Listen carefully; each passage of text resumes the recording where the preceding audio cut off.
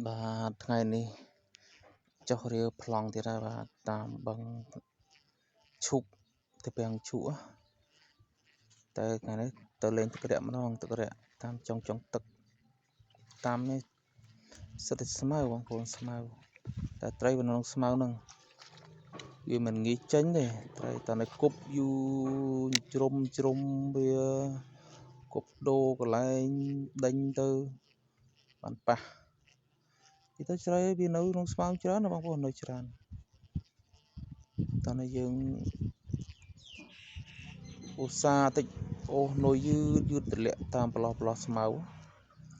បាទដូចក្នុងវីដេអូអញ្ចឹងបងប្អូនយើងអូសលឿនវាអត់ដេញអត់ទាន់វាខំអត់ទាន់ដោយសារវាស្មៅក្រាស់អញ្ចឹងតើយើងអូសយឺតទម្លាក់អញ្ចឹងទៅបានវាចេញមកហើយត្រីវាច្រើនបងប្អូនខំទៅពេលព្រឹកចាប់ដល់ម៉ោង 2:10 អីឡើងហើយវាក្តៅណាស់មួយមេឃឥឡូវវាក្តៅផងក្តៅខ្លាំងណាស់ពេលអញ្ចឹងទៅវាចេញទៅពេលព្រឹកនិងពេលងាចគេចេញមករាវអញ្ចឹងទៅស្ងាត់ទៅចូលក្រមស្មៅអស់ពេលថ្ងៃក្តៅខ្លាំងវាអត់ចេញវានៅខំនុយក្នុងស្មៅហើយតែពាំងនេះធំបងប្អូនធំទីធ្លាវាធំហើយស្មៅក៏ក្រាស់ទៀតតោះយើងតោវាមើលប្លង់នេះគប់4-10ខ្សែអត់មានដូរប្លង់ទៀតទៅមុខទៀតមកយើងនៅមកកន្លែងវាវឌ្ឍនាយើងគប់អាប្លង់ដែលអត់មានត្រីអញ្ចឹងយើងមានដូរទឹករយៈទឹកក្រមវាគង់ទៀត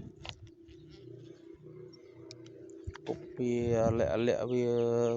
4-10-20ខ្សែអញ្ចឹងទៅបាត់ប៉ះទៅមុខទៀត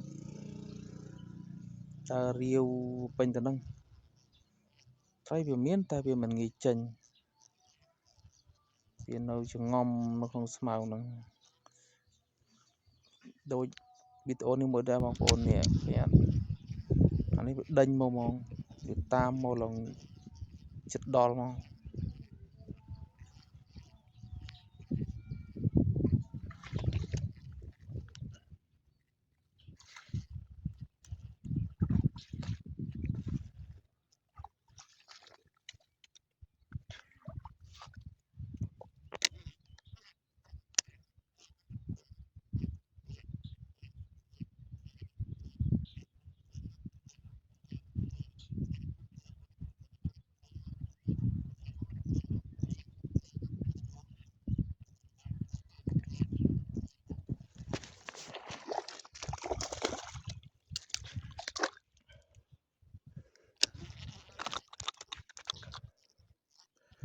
តាមដល់ជើងនេះ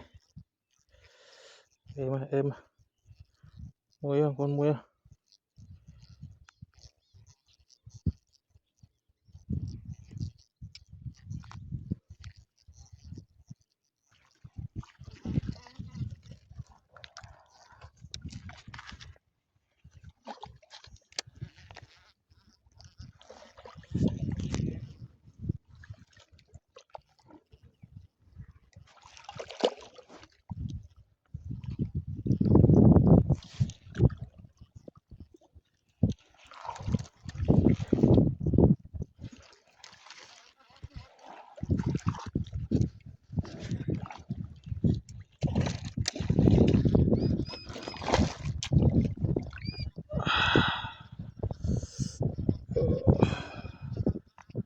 គីឡូ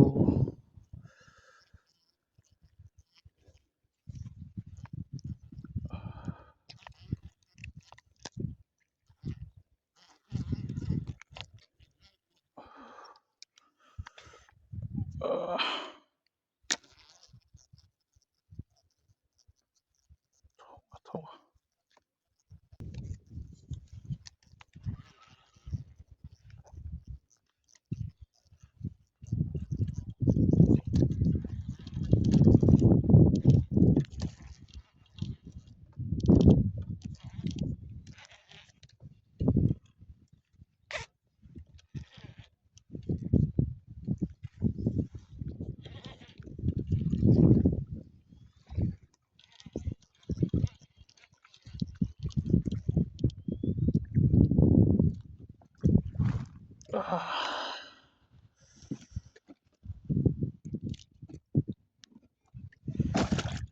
ទី7